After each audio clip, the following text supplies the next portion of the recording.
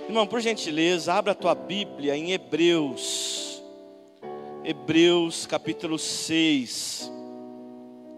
Eu vou fazer duas leituras, irmãos. Eu vou fazer uma leitura no telão e eu vou fazer uma leitura na minha Bíblia, que é uma versão diferente. Vamos ler primeiro o que está no telão, que é Hebreus capítulo 6. Do versículo 1 até o versículo 6. Amém? Irmão, vou parecer chato, mas é reverência à palavra do Senhor. Você pode ficar de pé em reverência? Desculpa, tá? Ô glória. Eu sou um pouco das antigas, irmão. Hebreus capítulo 6. Louvado seja Deus. Pode procurar. Louvado seja Deus.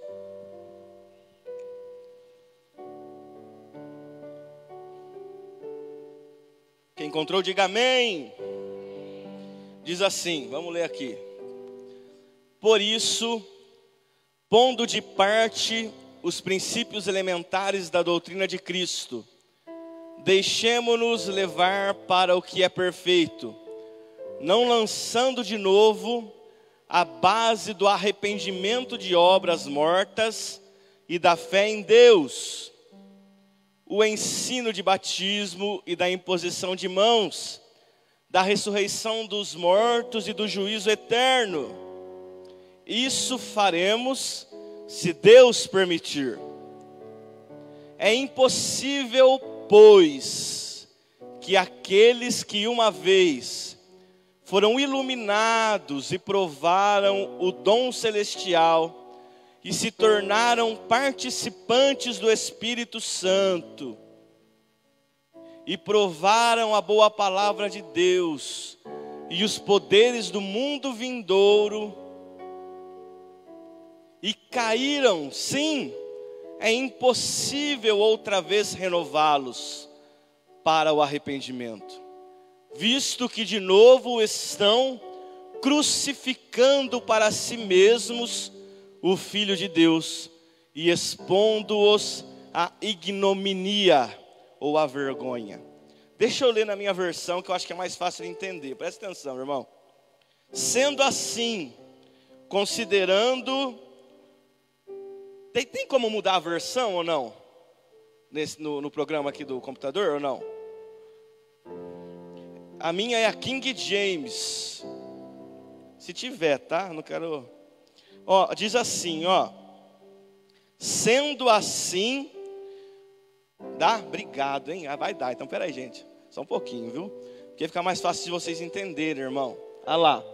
Sendo assim, considerando conhecidos os ensinos básicos a respeito de Cristo, prossigamos rumo à maturidade. Fala comigo, maturidade. Fala, prosseguir em direção à maturidade. Sem lançar novamente, agora não precisa mais. Sem lançar novamente o fundamento do arrependimento de atitudes inúteis e que conduzem à morte, de fé em Deus. Da instrução acerca dos batismos, da imposição de mãos, da ressurreição dos mortos e do juízo eterno. Sigamos, pois, avante, e se Deus o permitir, faremos isso. Ora, é impossível para aqueles que uma vez foram iluminados, experimentaram o dom celestial e tornaram-se participantes do Espírito Santo e provaram os benefícios da palavra de Deus e os poderes da era que há de vir, mas apostataram-se da fé. Sim, é impossível que tais pessoas sejam reconduzidas ao arrependimento, tendo em vista que contra si mesmas estão crucificando outra vez o Filho de Deus e zombando publicamente dele. Amém? Pode se assentar. Não sei se você percebeu, mas essa segunda versão era um pouco mais fácil de ser compreendida. Igreja, presta atenção em algo. A carta aos Hebreus é uma carta lindíssima. Muitos vão dizer que é uma das cartas mais lindas da Bíblia, alguns vão dizer. Alguns atribuem a sua escrita ao apóstolo Paulo. Outros, na verdade, dizem que não é reconhecido o seu escritor. Mas a grande verdade é que Paulo, esse texto é um texto extremamente complicado de ser extraído e de talvez ser pregado. Talvez você nunca tenha ouvido um texto desse na igreja. Esse texto ele nos chama a atenção para uma exortação, para uma fé madura. Ele nos chama a atenção em busca e prosseguir para um tempo de maturidade. Querido, presta atenção que aqui o livro de Hebreus ele é muito interessante, a carta aos Hebreus ele é muito interessante, porque se você começar a ler ela, e para quem gosta do Velho Testamento, é uma carta muito interessante, porque tudo o que está escrito no Velho Testamento vem ser provado no livro de Hebreus.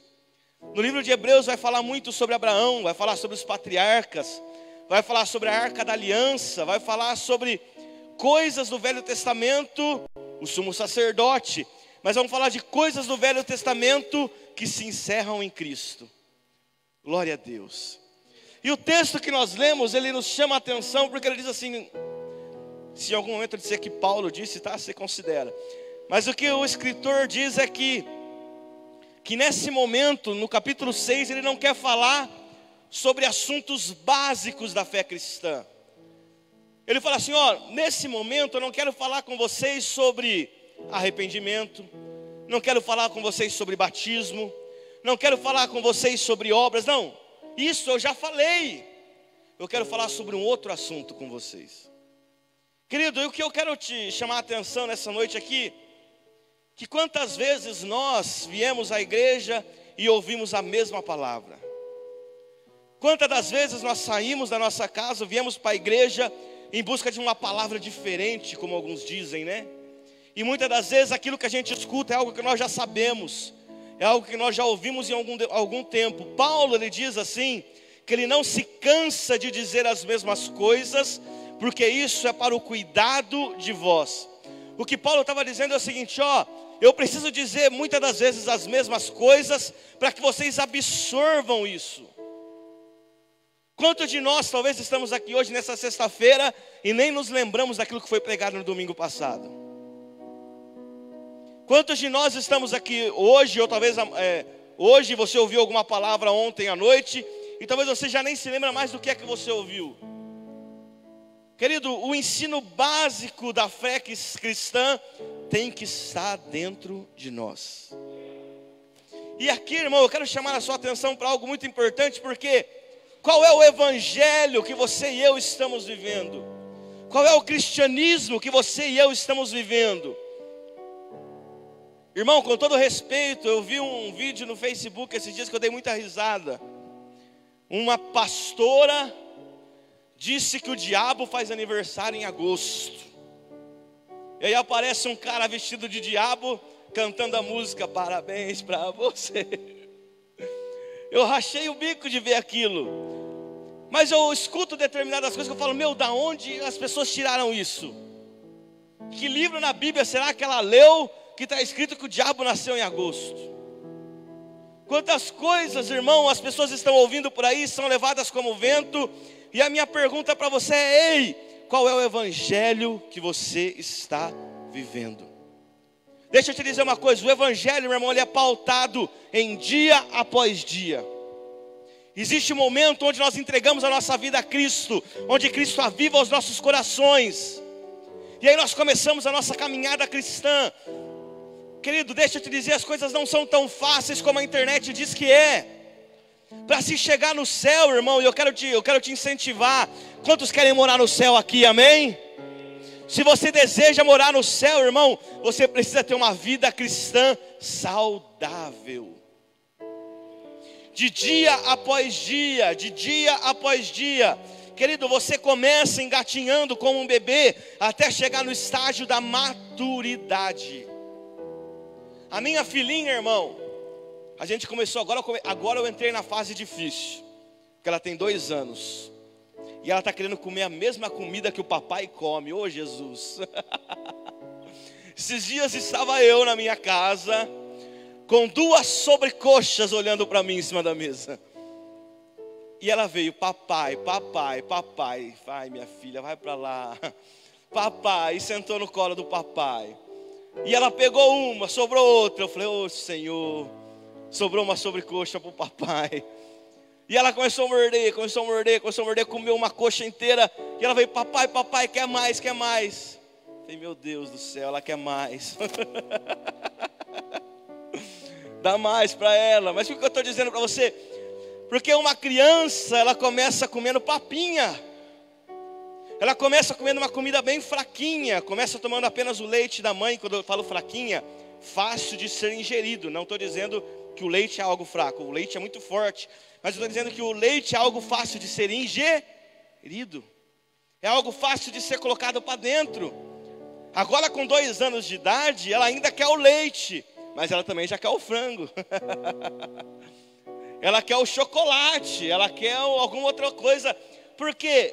Ela está crescendo. Irmão, deixa eu te dizer, até quando? Para nós termos que encher a igreja, nós vamos ter que ficar pregando, querido, que você vai ganhar uma casa, que você vai ganhar um carro, que a sua vida vai ser boa. Irmão, até quando? Até quando, meu irmão, nós vamos ter que ficar dizendo para você que você tem que se batizar, que você tem que se arrepender? Até quando, irmão, nós temos que ficar dizendo, irmão, que você tem que ter fé, que você tem que acreditar na ressurreição de Cristo? Será, meu irmão, que não está na hora de nós sairmos do patamar que nós estamos e ir para um patamar um pouco maior de relacionamento, de intimidade com Deus? Ezequiel diz, irmão, que havia um rio, e esse rio saía do trono de Deus.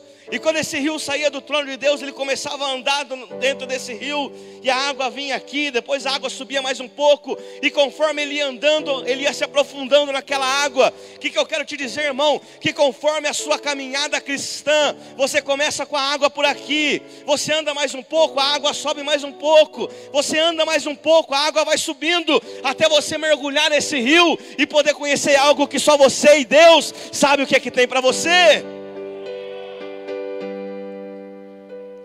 Infelizmente, irmãos, preste atenção, muitos judeus se converteram ao cristianismo, a Bíblia diz.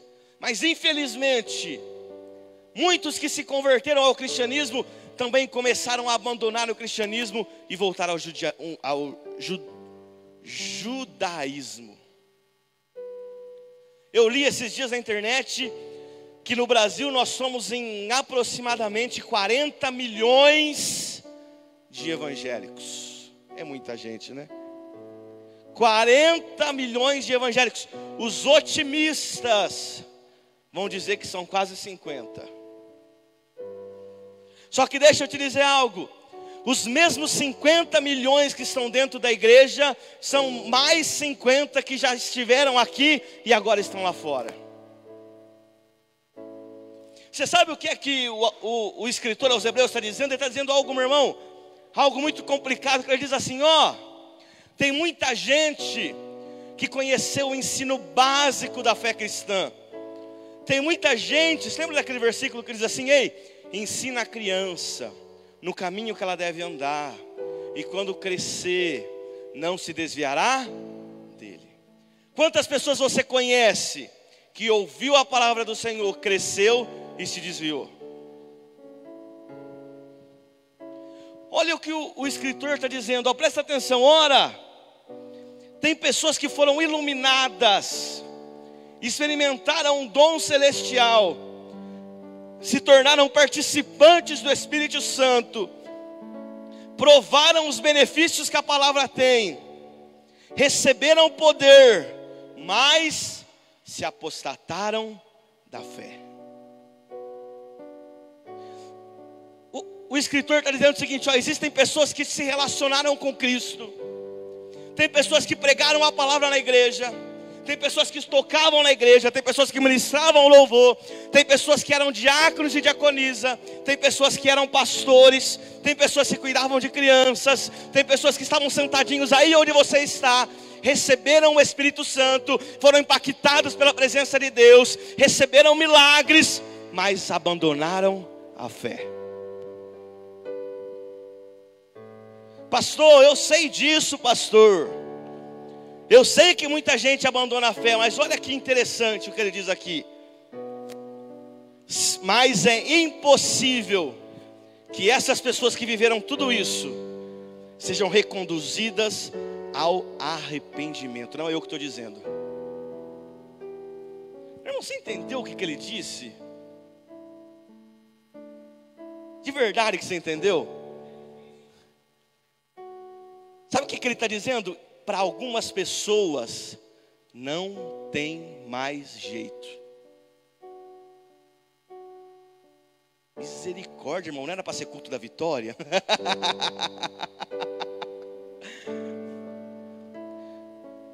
Meu irmão, sabe o que o escritor está dizendo, irmãos?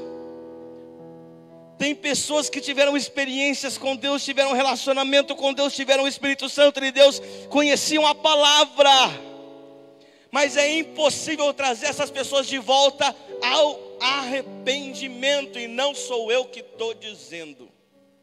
Graças a Deus por isso.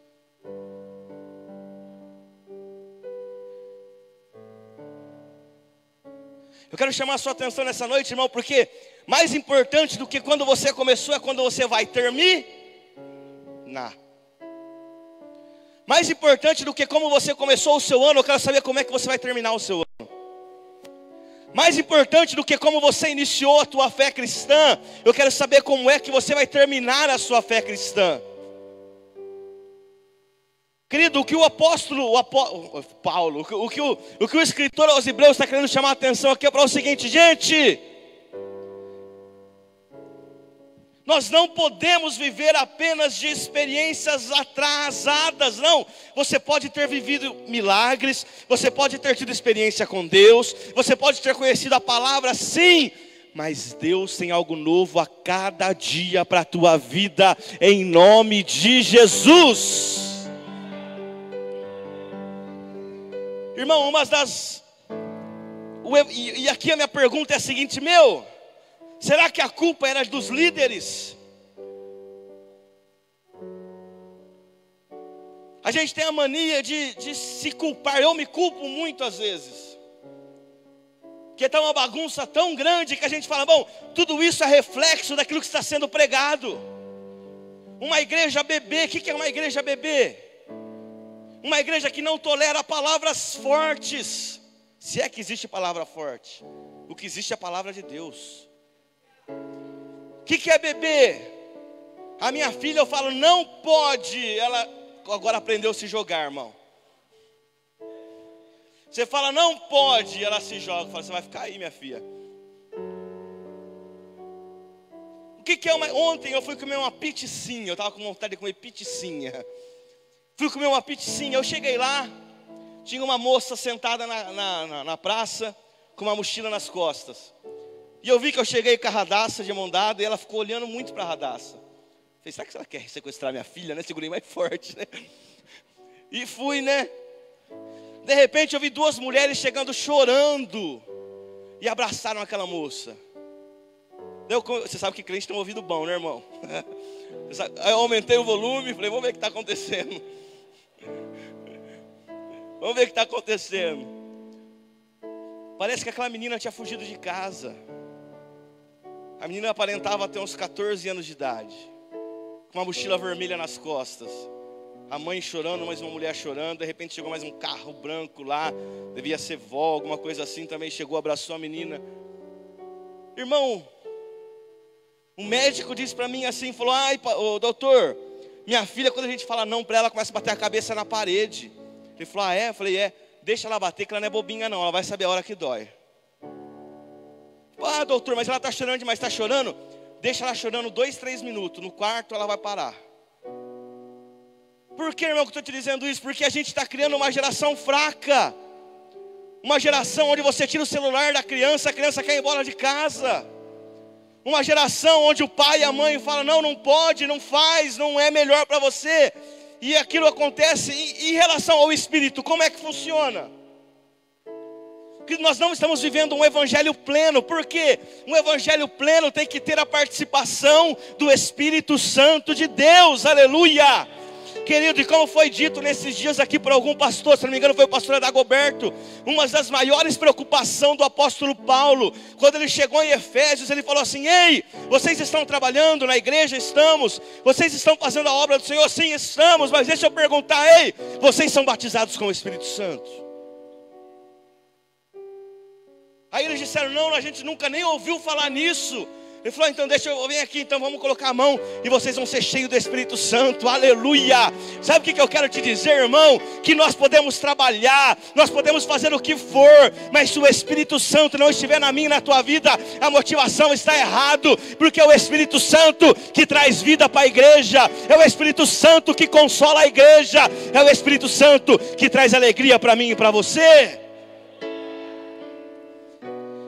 Irmão, eu lembro que quando eu era mais novo, quando a gente fala isso, porque a gente está ficando velho, né, irmão? Mas eu me lembro que quando eu me batizei, Altair, passei pelas águas. Você sabe qual era a minha maior preocupação depois que eu me batizei? Ser batizado com o Espírito Santo. Eu estou vendo alguns jovens aqui na igreja. Irmãos, vocês são batizados na água já, eu acredito, muitos de vocês. Irmão, vocês têm que buscar incessantemente o batismo pelo Espírito Santo. Sabe como que era no meu tempo, irmão? Eles colocavam umas cadeiras de madeira na frente assim, e a gente ficava ajoelhado toda terça-feira no culto de oração. E o pastor com a mão na cabeça da gente. E orava, e orava, e orava, e orava, e orava, e orava. E aí, batizou? Não. Volta semana que vem. Jejua. Primeira vez era só assim, falava brincando, jejua. Voltava na terça que vem. Aquelas cadeiras aqui de novo. Falou, ixi, hoje o Paulo vai cantar de novo. Ia nós lá para frente, ajoelhava. O pastor com a mão em cima da gente, orava, orava, orava, orava, orava, orava, orava, orava. E aí, batizou? Não. O pastor já olhava um pouco mais bravo para a gente. Voltava na outra semana. Orava, orava. Batizou? Ô, irmão, você está orando na tua casa? Aí o negócio vai ficar mais sério. Você está orando na tua casa? Você está jejuando na tua casa? O que você está assistindo na tua televisão? Como é que está a tua vida com Deus? Aí o negócio fica mais sério, irmão. Me lembro até hoje, o dia que fui batizado, o pastor Salomão. Um negão, alto, uma mão desse tamanho, irmãos. Se você não bativava, era um tapa no pé da orelha. Colocou a mão na cabeça, irmão. Eu lembro até hoje disso, eu tinha meus 15, 16 anos de idade. Mas eu me lembro, irmão, que isso era algo que nós buscávamos diariamente. E agora eu estou em busca de um dom espiritual, irmão. Eu quero um dom espiritual para a minha vida, aleluia. E a Bíblia diz que se nós buscarmos, Deus dá, aleluia. Irmão, sabe o que eu quero te dizer, irmão? Sabe por que o evangelho não é mais completo? Porque as pessoas acham que simplesmente passar pelas águas, tá bom, acabou. Já cumpri tudo que eu tinha que fazer. Aceitei a Jesus como o único Senhor Salvador da minha vida. Passei pelas águas e está tudo certo. O Espírito Santo, para algumas pessoas, ele funciona como se fosse um step de um carro. Eu já tive meus 18 anos de idade e a gente queria colocar aquelas rodonas no carro. A gente colocava sem saber o preço do pneu. Colocava aquelas rodonas no carro. Só que a gente comprava só 4 rodonas. O step era aquele pneu velho, aquela roda antiga, aquela roda velha. Daí quando furava o pneu da roda bonita, a gente pegava o step. A impressão que dá é que é mais ou menos isso. Irmão, deixa eu te dizer uma coisa. Se nós tivéssemos colocado uma faixa aí fora, ei, Jesus Cristo, o homem, estará na família cristã sexta-feira à noite. Por que todos os lugares que Jesus estava, estavam sempre lotados de pessoas? Porque as pessoas sabiam que ali haveria algum tipo de manifestação. E por que a igreja não está lotada hoje? Porque na verdade as pessoas não acreditam que o Espírito Santo pode fazer alguma manifestação aqui. Abre sua Bíblia, por gentileza, em João, capítulo 16,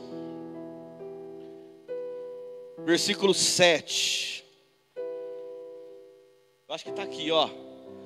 Todavia, eu vos asseguro que é para o vosso bem que eu parta. Jesus está dizendo, ó, chegou um tempo que é necessário que eu vá.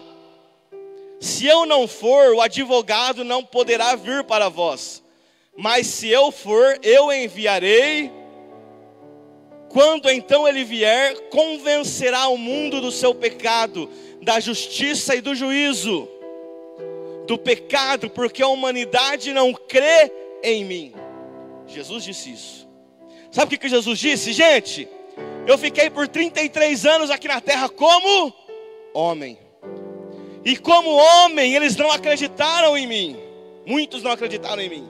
Ele que disse. Mas é necessário que eu vá agora, para que ele venha.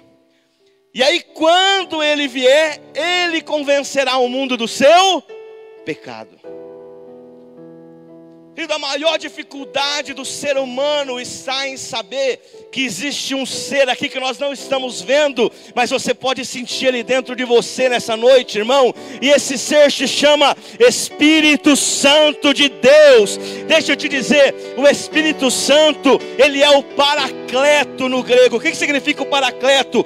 O outro semelhante a mim, igual a mim. Sabe o que o Espírito Santo é? É Jesus Cristo em Espírito no nosso meio, aleluia.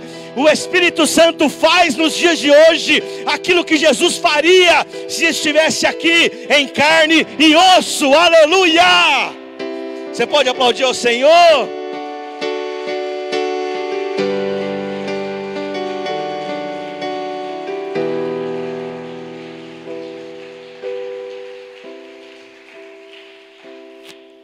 Meu irmão, ele está dizendo o seguinte, ó, eu vou ter que ir, mas vai vir alguém semelhante a mim. Vocês não vão ver, mas o mundo vai compreender o seu pecado através dele. Irmão, a minha formação teológica é assembleiana. Sim, nunca congreguei lá, mas a minha formação é assembleiana. Eu aprendi que como é que eu sei que eu sou ou não batizado pelo Espírito Santo? Eu aprendi, a minha formação me diz, que a evidência do batismo com o Espírito Santo é falar em línguas. Eu aprendi. Vírgula. Porém, o falar em línguas é um dom espiritual. Vamos lá? Como é que eu sei, como é que as pessoas descobriram lá em Atos 2, que eles tinham sido batizados com o Espírito Santo? Porque eles estavam falando em outras línguas. Se tornou uma evidência. Então a evidência de que alguém é batizado pelo Espírito Santo é o falar em línguas, vírgula. Porém, o falar em línguas, a Bíblia também diz em Coríntios que é um dom. E o dom é algo que deve ser buscado. No que eu, Adriano Fernandes Borges, acredito? Eu acredito que tem muita gente que é batizada no Espírito Santo, mas não fala em línguas. Minha mãe, irmão, é uma mulher de oração. Minha mãe, tem hora que ela fala umas verdades para mim que eu fico até com medo. Quem que é que está aí? Eu falo. Minha mãe é uma mulher, eu vou dizer, irmão, tem hora que dá medo dela. Mas minha mãe não fala em línguas. Só que minha mãe, ela toma determinadas atitudes que você fala, meu, é Deus que está conduzindo ela para fazer isso. E olha que interessante, Romanos, eu acho, 8:32, 8:12. Dá para pôr Romanos 8:12 aqui? Romanos, capítulo 8, versículo 12. Olha que legal. Portanto, irmãos, estamos em dívida, não para com a natureza carnal, mas para andarmos submissos a ela. Sabe o que ele está dizendo? Romanos capítulo 8, ele fala sobre filhos e sobre paternidade. Ele fala sobre filhos e herdeiros. Quando ele fala de guiar, de levar, é como se fosse um pai pegando pela mão do filho e levando o filho até o seu destino final. Esse é o papel do Espírito Santo.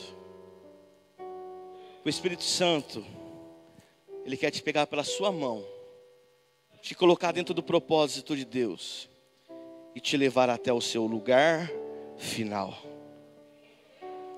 E que possamos dizer assim como Paulo disse: ei, combati o bom combate, completei a carreira e guardei a minha fé.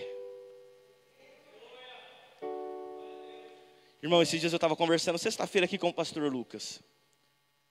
Nós estávamos falando sobre um pastor em comum que nós temos. Um pastor é um homem de Deus. Só que no final da vida, irmão, não desviou não, continuou sendo um homem de Deus. Mas algumas atitudes que ele tomou durante a vida, ele está colhendo agora, infelizmente. Um homem já idoso, um homem velho. E eu dizia ao pastor, falou: pastor, eu não acho justo um homem de Deus como ele, um homem cheio do Espírito Santo como ele, está passando por momentos tão difíceis como o que ele está passando agora. E ele me disse: Adriano, é o seguinte, cara, muitas das vezes a gente colhe aquilo que a gente plantou. Muitas das vezes, irmãos, nós somos igual muitos desses judeus aqui.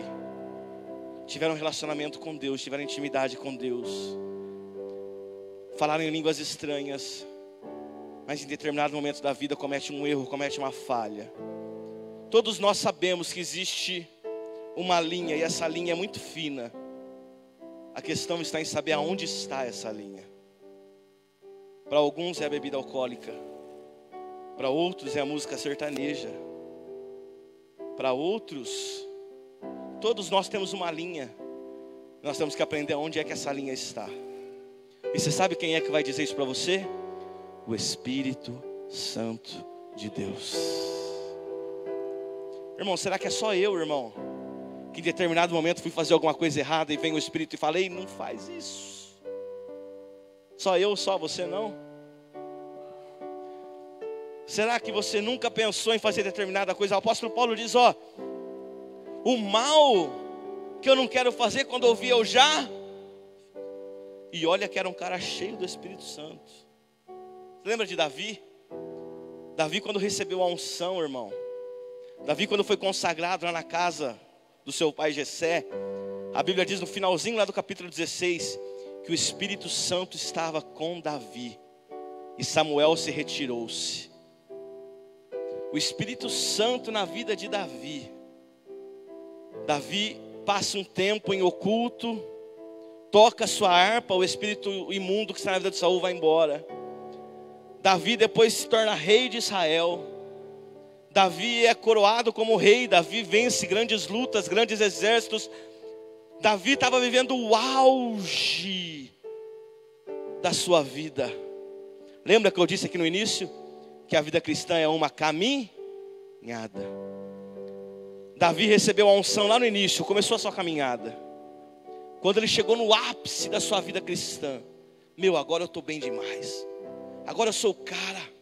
Olha o que eu conquistei, olha o tamanho do meu império, olha a minha conta corrente. Davi estava lá no aplicativo dele, lá, olhando a conta corrente bancária dele, dizendo: olha a minha conta corrente, tem que comprar um celular maior para caber todos os zeros.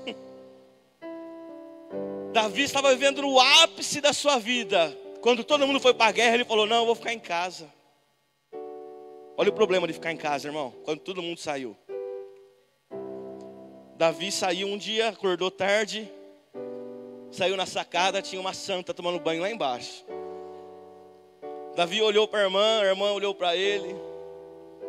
Davi falou: viu, chama a moça lá para a gente orar junto. A moça foi lá com Davi. A Bíblia diz que eles tiveram um relacionamento e ela ficou grávida. E aí Davi manda matar, chama Urias, fala: Urias, vai se deitar com ela. Urias não se deita. No outro dia, Davi enche o caco de Urias, faz Urias beber muita bebida alcoólica, fala: vai lá se deitar com ela. Urias não vai de novo. E aí Davi manda um recado, fala, ó, coloca Urias na frente da batalha para que ele morra. Eu estou dizendo de um cara, irmão, que quando levou a Arca da Aliança para Jerusalém, chegou dançando, você lembra? Você lembra daquele cara que chegou em Jerusalém? Eita glória, a Arca da Aliança está de volta. Ei, vamos construir um grande lugar para colocar a arca, porque não é justo que ela fique embaixo de tendas. Davi foi um cara que teve intimidade, que teve relacionamento com Deus, que soube esperar o tempo de Deus. Davi podia ter matado Saul, Davi não matou. Davi falou, não, vai chegar a minha hora, vai chegar o meu tempo. E Davi ficou esperando. Quando chegou no auge da sua vida, estava lá em cima, aposentado, fez uma besteira. Vou falar uma para não contar todas as coisinhas aí, né? Adultério, homicídio, mentira. Fez um monte de coisa errada. Aí Davi, irmão, vai orar pela criança. Ele começa a orar para que a criança viva, porque Deus manda um castigo severo sobre a criança para que ela morra. Mas Davi foi orar para que a criança vivesse. Não comeu, não bebeu, jejuou, esteve orando, até que a criança morreu. Quando a criança morreu, ele se levantou, tomou um banho, foi à casa do Senhor, depois ele comeu e bebeu. E eu acredito, irmão, que nesse momento que ele vai à casa do Senhor, é o exato momento que ele escreve o Salmo 51, no qual ele confessa todos os seus pecados ao Senhor. E ele diz assim, Senhor, cria em mim um coração puro e renova em mim um espírito reto. E aí ele diz assim depois, e não me tire da tua presença, não me lances fora da tua presença, não me tire, Senhor, da tua presença. E ele termina dizendo, não retires de mim a tua presença. Salmo 51. Não retires de mim o teu Espírito Santo. Irmão, durante muitas vezes eu me assentei numa mesa e comecei a preparar um sermão. Vamos escrever o porquê Davi é um homem segundo o coração de Deus. E eu começo. Mas não existe um motivo, pelo menos eu nunca encontrei um motivo específico. Existem vários motivos. Eu acho que o maior deles sabe qual é? É que Davi era um ser humano como nós, um pecador como nós. Sabe qual é a diferença de Davi? Davi, ele recebeu a repreensão de Natã. Preste atenção e aqui eu encerro. Sabe qual é a diferença de uma pessoa que tem o Espírito Santo e a que não tem? Quando ela recebe a repreensão de um profeta, ela reconhece o seu erro. Essa é a pessoa que tem o Espírito Santo. A pessoa que não tem o Espírito Santo é a pessoa que recebe a repreensão de um profeta e fica pipipi, popopó. Ah, eu fiz isso por causa disso, eu fiz isso por causa daquilo. E começa a criar motivos igual Adão e Eva lá no paraíso. Pecaram, fizeram erro e começaram a criar um monte de história para não confessar o seu pecado. Eu acredito, irmão, que um dos principais motivos de Davi ser um homem segundo o coração de Deus é que ele não teve medo de confessar o seu pecado. Senhor, eu sou pecador, eu sou falho, eu pequei. Olha só, irmão, a gente leu aqui no início, olha só que lindo isso. Senhor, tem Isaías, Salmo 51. Olha que bonito, irmão. Eu vou ler e aqui eu encerro. Tem piedade de mim, ó Deus, segundo a tua misericórdia, conforme a tua grande clemência, apaga as minhas transgressões. Lava-me de toda a minha culpa e purifica-me do teu pecado, pois no meu íntimo eu reconheço as minhas transgressões. Irmão, enquanto você não reconhecer, você não vai ser lavado. Enquanto você não reconhecer quais são as suas falhas, não vai haver avivamento. E trago sempre presente o horror do meu pecado. Olha o que ele estava dizendo. Isso não sai da minha mente. Esse pecado não foge da minha mente. Aí ele diz assim, ó, pequei contra ti, pratiquei o mal que tanto reprovas. Portanto, olha só, irmão, justa é a tua sentença. Irmão, um dia eu ultrapassei um carro na faixa contínua. e numa curva. Na hora que acabou a curva, tinha um policial lá no fim da curva. Ele fez a sentença. Qual é a sentença? A multa. O que eu fiz? Ah, mas você está errado, Senhor. Não, mas não tinha que ter dado no muro. Não reconheceu a sentença. Olha aqui que Davi está dizendo, ó, reconheço a sentença por causa do meu pecado. Desde que concebi a minha mãe, sei que tu queres estabelecer a verdade no meu interior e no meu coração. Ministras a tua sabedoria. Portanto, Senhor, me purifica, me limpa, me lava, e mais branco do que a neve eu serei, aleluia. Senhor, faz-me voltar a ouvir o seu júbilo e alegria. Esconde o rosto do meu pecado e apaga as minhas iniquidades, ó Deus. Cria em mim um coração puro e renova dentro de mim um espírito inabalável. Não me afaste da tua presença e nem tires de mim o teu Espírito Santo, aleluia. Querido, você e eu precisamos do Espírito Santo na minha e na tua vida, aleluia. Fica de pé comigo em nome de Jesus. Irmãos, o texto que nós lemos, depois você lê na sua casa com mais cuidado. Hebreus capítulo 6. A minha Bíblia diz: exortação à busca de uma fé madura. E depois diz: o grave perigo de rejeitar a fé. Irmãos, igreja que aqui está, a Bíblia diz em Gálatas, no finalzinho, que nós não devemos apagar o fulgor do Espírito Santo. Irmão, muitas pessoas estamos vivendo dias muito difíceis, e ele fala sobre isso aqui. Ele fala que viria um novo tempo, e esse tempo era importante, porque esse tempo viria um advogado, viria o Espírito Santo de Deus.